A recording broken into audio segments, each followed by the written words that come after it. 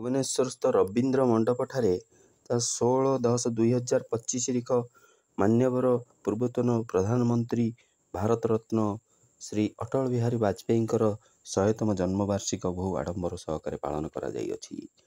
ଏହି କାର୍ଯ୍ୟକ୍ରମରେ ବହୁ କବି, ସାହିତ୍ୟିକ ଏବଂ ପ୍ରତିଭାଙ୍କର ଏଠାରେ ଉପସ୍ଥିତି ଏବଂ ସେମାନେ ପୁରସ୍କୃତ ମଧ୍ୟ ହୋଇଥିଲେ। ମାନ୍ୟବର ମନ୍ତ୍ରୀ ଅରବିନ୍ଦ ଢାଲି ମହୋଦୟ ଏଠାରେ ଉପସ୍ଥିତ ଥିଲେ ଏବଂ ଶ୍ରୀରାମ ଦାସ ମଧ୍ୟ ଏଠାରେ ଉପସ୍ଥିତ ଥିଲେ ଏବଂ ଶ୍ରୀ ଅନିଲ ବିଶ୍ୱାଳ ମହୋଦୟ ଏଠାରେ ଉପସ୍ଥିତ ଥିଲେ ଏବଂ ତାଙ୍କ ଦ୍ୱାରା ବହୁ ପ୍ରତିଭା ଏବଂ କବି ଏଠାରେ ପୁରସ୍କୃତ ମଧ୍ୟ ହୋଇଥିଲେ।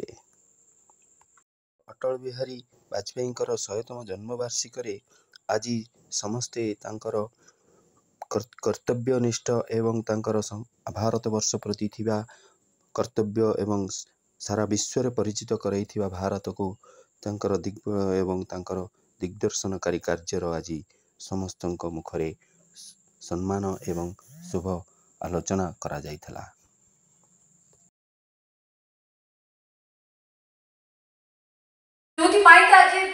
କୌଣସି ବି ରୁରାଲ ଏରିଆକୁ ଆପଣ ଯାଆନ୍ତୁ, ଆପଣ ସେଠି ଇଣ୍ଟରନେଟ ସେବା ପାଇଯିବେ। ଆଉ ଇଣ୍ଟରନେଟ କୋଉଠି ନା କୋଉଠି ଗୋଟେ ବଡ଼ ପରିବର୍ତ୍ତନ, କାରଣ ସେ ଜଣେ ଶାନ୍ତି ଦୂତ ଥିଲେ।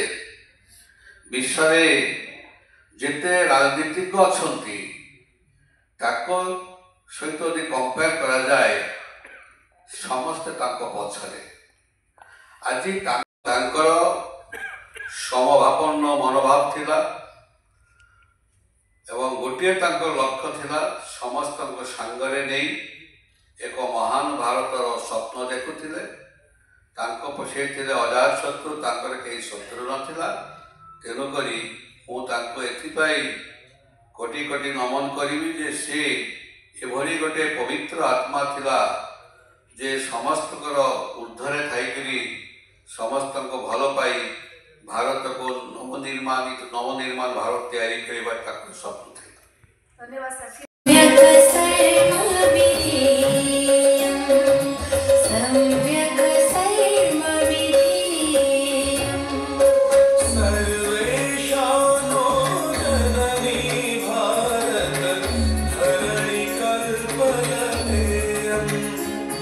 न्यूज माध्यम किसी कहतु आपण परिचय दे। स्वर्गत पूर्वतन प्रधानमंत्री भारत रत्न अटल बिहारी वाजपेयी जी 100तम जन्मवार्षिक उत्सव मुझे कोटि कोटि नमस्कार जनाऊँगी। कारण से थे जोगजन्मा पुरुष, महामनीष, जहाँ सहित कौन नेता तुलना करी हब नहीं।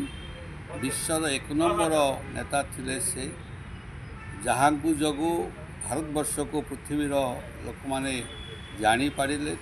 आरंभ है भारतर उन्नति एवं से जहाँ जहाँ काम करी जाइछंती ताकू मध्य विश्ववासी सबुदिन मन रखिबे।